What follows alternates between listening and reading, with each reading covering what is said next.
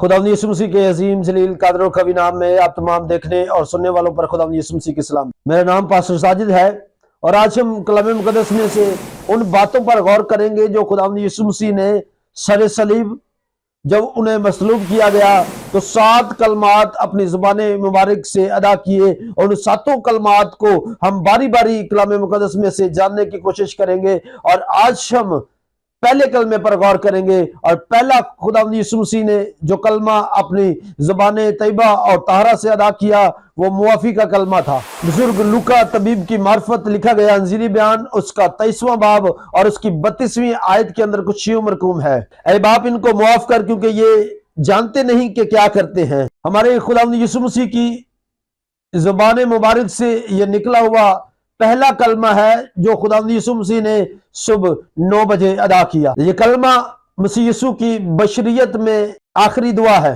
یہ دعا ایک دعائے خیر اور ایک مغفرت ہے جس میں دوسروں کی فکر با درجہ اتم موجود ہے۔ یہ دعا مسیح یسوع کے استاد با اتم ہونے کی علامت ہے۔ یہ دعا مسیح یسوع کے استاد با عمل ہونے کا ثبوت ہے۔ یہ دعا ایک مافوق الفطرت دعا ہے اور یہ مافوق انسانیت، ہمدردی اور معافی کا اظہار ہے۔ یہ دعا خداوند یسوع مسیح کا ثبوت ہے کہ خداوند یسوع مسیح اپنی ذات، اپنی جبلت، اپنی فطرت میں مکمل طور پر ہمدردی اور محبت ہے کہ خداوند یسوع مسیح کی معافی کی روح میں لا علمی کے لیے ان کے دل کے اندر ایک نرم گوشہ پایا جاتا تھا، اگرچہ دنیا میں کہیں بھی لا علمی کی معافی نہیں ہے۔ یہ کلمہ معافی کا کلمہ ہے۔ اور کیوں خداوند یسوع مسیح نے اس سے پہلے کہ 7 کلمات ادا کیے جاتے سب سے پہلے معافی کا کلمہ ادا کیا؟ یہ کلمہ معافی کا کلمہ ہے اس سے پہلے کہ 6 کلمات باقی ادا کیے جاتے۔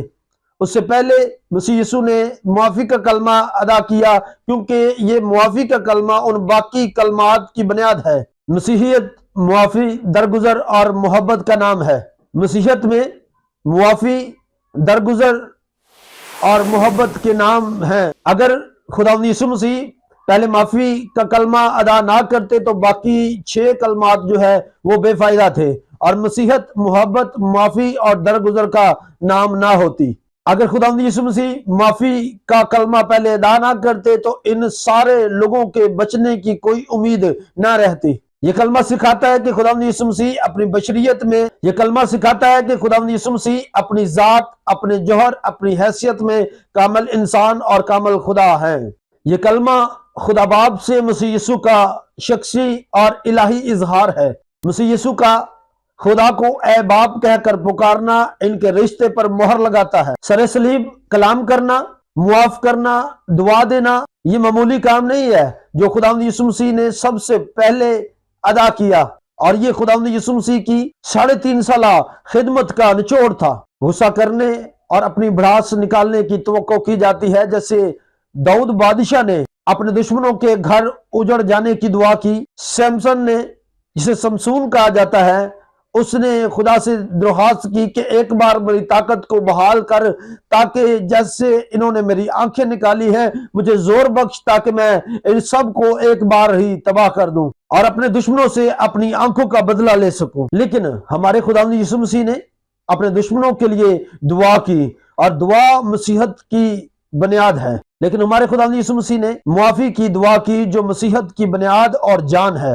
دکھوں کو برداشت کرنا، دکھوں اور کرب کے عالم میں رہتے ہوئے اپنے دشمنوں سے محبت کرنا، یہ صرف اور صرف مسیح یسوع کی ذات اقدس ہی کر سکتی ہے۔ اس کے علاوہ کوئی نہیں ہے جو اپنے دکھ اور کرب کے اندر بھی لوگوں کو معاف کرے۔ باقی تو اس طرح کی سچویشن کے اندر اس کو جو ان پر دکھ اور تکلیفیں لا رہے ہوتے ہیں ان کے لیے کفر کردار کی دھمکیاں دے ڈالتے ہیں۔ اس دعا کی بدولت خداوند یسوع مسیح استاد با عمل قرار پاتے ہیں کیونکہ ان کے قول اور فعل کے اندر کوئی تضاد نہیں ہے۔ خداوند یسوع مسیح نے فرمایا جو تیرے ایک گال پر تماچا مارے دوسرا اس کی طرف پھیر دے، اور جو تجھے 1 کوس لے کر جانا چاہے تو اس کے ساتھ 2 کوس دور چلا جا۔ اور خداوند یسوع مسیح نے فرمایا کہ تو اپنے بھائی کو ساتھ کے 70 बार माफ कर। 70 बार का मतलब है 490 मर्तबा माफ कर, यानी कि लामहदूद टाइम तूने अपने भाई को जो है वो माफ करना है। हमारे खुदावंद यीशु मसीह ने सिखाया कि तू अपने दुश्मनों से मोहब्बत रख, अपने बुरा करने वालों के लिए दुआ कर, नंगे को कपड़ा पहना और जिसके पास नहीं है उसे दे। और आज खुदावंद यीशु मसीह ने सरे सलीब ये सब कुछ हमें करके दिखाया। मसीह यीशु की इस दुआ ने खुदा के गजब को जो इंसान पर था टाल दिया और अपने आप को मसीह यीशु ने मनवाया कि वो तमाम दुनिया के निजात दहिंदा हैं। खुदावंद यीशु मसीह के दिल में ना तो गुस्सा और ना खफगी थी, बल्कि वो सर तपाए सरापा माफी दहिंदा और निजात दहिंदा था। यरूशलेम में ये जगह जिसे इसे कोहे कलवरी भी कहा जाता है और लातीनी जुबान में कलवरी का मतलब है खोपड़ी या गुलगता है। खोपड़ी अमूमन मौत की सजा देने वाले के लिए निशान है। वैसे भी ये पहाड़ इंसानी खोपड़ी नुमा था। ये मौत के निशान की जगह तमाम दुनिया के लिए आज नजात की जगह बन गई, मुआफी की जगह बन गई और ये तमाम मसीहत के लिए, और ये कलवरी आज दुनिया के लिए मसीहत का इम्तियाजी निशान बन गई, जहां से लामहदूद मोहब्बत के चश्मे जो हैं वो जारी होते हैं। खुदावंद यीशु मसीह ने नहायत दुख और करब के आलम में भी मोहब्बत को अपने हाथ से जाने ना दिया और सरे सलीब मसीह यीशु ने कहा, ऐ बाप इनको माफ कर क्योंकि नहीं जानते कि क्या करते। मसीह खुदावंद ने क्यों माफ किया? अगर खुदावंद यीशु मसीह सरे सलीब उनको माफ ना करते तो वो रहीम, तरस खाने वाला, मुआफ करने वाला, दरगुजर करने वाला और उस्तादे बाअमल ना करार पाते। उनके कौल और फेल के अंदर तजाद होता। माफ करने से वो खुदा का फजल, सादकुल कौल और निजात दहिंदा ठहरते हैं। माफ करने से ही उन्होंने शरीयत को पूरा किया। माफ करने ही से वो गुनाहगारों का नुमाइंदा ठहरा।